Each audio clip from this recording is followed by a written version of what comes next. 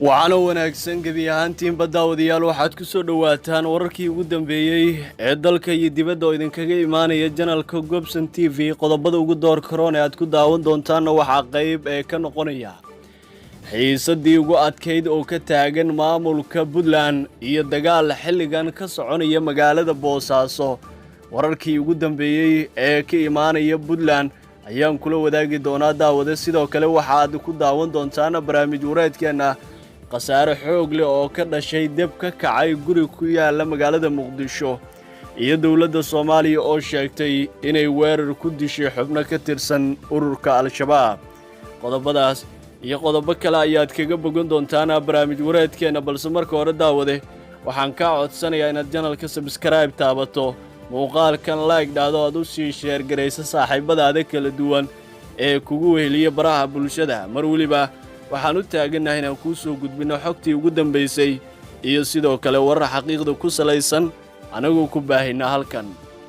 waa maalinimo Talaado taariikhduna ay tilmaamayso 18 bisha 10aad ee Oktoobar sanada 2022 waxaad ku soo dhawaataan qodobadii aad maqasheen oo intaasi ka faahfaahsan wararka naga soo gaaraya Puntland ayaa sheegaya in haatan ay ka sii darayso xiisadda ka taagan maamulkaasi taasi oo ka dhalatay muran hareeyay doorashada oo isku hayaan madaxweyne Saciid Cabdullaahi Dani iyo ururada kale ee siyaasadda xiisadda ayaa haatan ku sii fidaysa magaalooyin hor leh waxaana maanta dibadbaxyo ballaaran uu ka dhacay magaalada Boosaaso taasi oo ay dhigeen shacabka ku dhaqan magaaladaasi oo xarun ee ganacsi u ah dawlad goboleedka ee Puntland ee Soomaaliyeed dadweynaha dibadbaxa ee kala hortagay xubno ee kamid ah guddiga doorashada Puntland oo Boosaaso u tagay qiimeynta ee doorashada qof iyo cod ah oo haatan qorsheynaya in madaxweyne Saciid Cabdullaahi Dani uu ka qabto ilaa iyo 12 degmo walow taasi si weyn loogu dhaliilay wararka ayaa sidoo kale sheegaya in dibadbaxyaasha iyo sidoo kale ciidamada ammaanka ay isu dhaceen taasi oo keentay in rasaas lagu kala eriyo dadka isugu soo baxay halkaasi macadda waxyeelada ka dhalatay rasaasta ay ciidamadu ku fureen dibadbaxyaasha balse haatan xaaladda ayaa ah mid degan sida ay noo sheegeen dad goobjoogayaal maalin ka hor ayay ahayd markii maleeshiyaad hubaysan oo ka soo horjeeda Puntland ay duleedka magaalada Garowe ka qabsadeen goob loogu talagalay doorashada iyo sidoo kale gaadiid ay la socdeen xubno ka tirsan guddiga ku-meel gaarka ah ee doorashooyinka maamulkaasi lama oga sida ay noqon doonaan balse Dani ayaa wajahaya culays aad u xoogan oo uga imaanaya reer Puntland oo ay xitaa ku jiraan madaxdii hore ee maamulkaasi soo martay si kastaba mudaharaadkan Boosaaso ayaa ku soo beegmaya xilli Puntland ay wajahaysa qalalaase ka dhashay doorashooyin ee lagu muransan yahay ee tooska ah dhanka kale tana qasaare xoogan ayaa ka dhashay dab ka kacay ee guri ku yaala magaalada Muqdisho dabkan oo geystay qasaare hantiyadeed ayaa maanta waxa uu ka kacay guri ku yaala suuq yaraha ee degmada Cabdulcasiis ee gobolka Banaadir oo sida la sheegay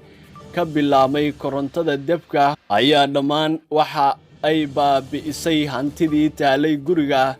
oo ka kacay oo ay ku noolaayeen qoys ka kooban 5 ruux hase yeeshee ma jiraan wax qasaare nafeed oo ka dhashay gawaarida dabdamiska ee maamulka gobolka Banaadir iyo dadweyne kale oo tagay guriga ayaa ugu dambeyn waxa ay ku guuleysteen inay damiyaan muddo saacada kadib dabkii baabi'iyay guriga Faysal Maxamed Cabdi oo ahaa aabaha qoyska uu gurigooda dabka ka kacay ayaa warbaahinta u sheegay in dabka uu ka dhashay koronto dhammaanna uu baabi'iyay wixii hanti ah ee yaalay guriga balse aysan jirin wax qasaare nafeed oo qoyskooda ka soo gaaray wuxuu hadalkiisa intaasi ku daray in xilliga dabka uu kacayay uu guriga ka maqnaa balse markii loo yeeray ee uu yimid dabka oo dhammaan guriga ku faafay isla markaana hantidii oo dhan uu baabi'iyay hase yeeshee wax kasta oo qadar alle ayaa ku timid. bilihii la soo dhaafay ayaa waxaa aad u yaraaday dabka ka kaca guryaha iyo goobaha ganacsiga, iyadoo mararka qaar dabka ka kaca goobaha ganacsiga uu saameyn xooggan geysto markii la waayo waddo loo marsiiyo gawaarida dabdamiska ah. dhanka kaleetana dowladda ayaa sheegtay in weerar ay ku dishay xubno ka tirsan kooxda Al-Shabaab.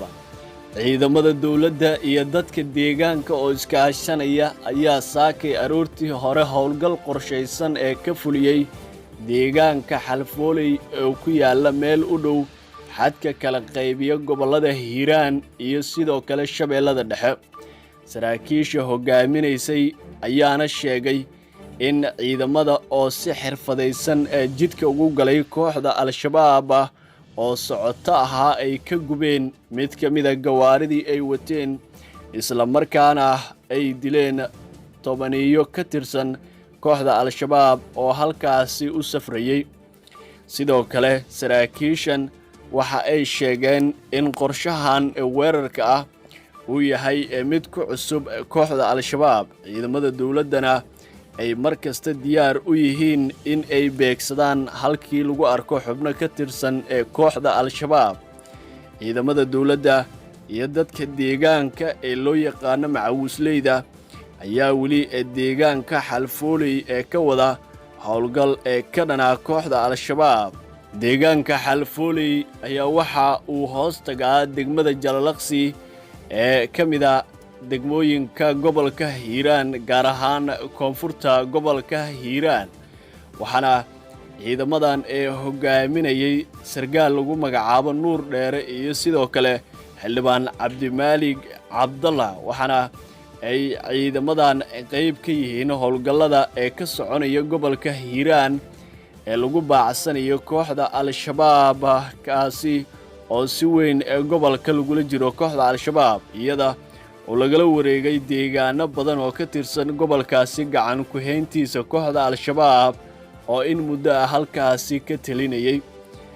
qodobkaasi ayaa u dambeeyay barnaamij wareedkeena daawade. haddii aad nala soo gaartay qaybtan, fadlan waxaa kaa codsanaya inaad channelka subscribe taabato, muuqaalkan like dhahdo, oo aad u sii share garayso saaxiibadaada kala duwan ee kugu weheliya baraha bulshada. mar waliba waxaan u taaganahay inaan kuu soo gudbino xogtii ugu dambeysay iyo sidoo kale warar xaqiiqda ku salaysan, anagoo ku baahina halkan daqiiqadba daqiiqada ka dambaysa.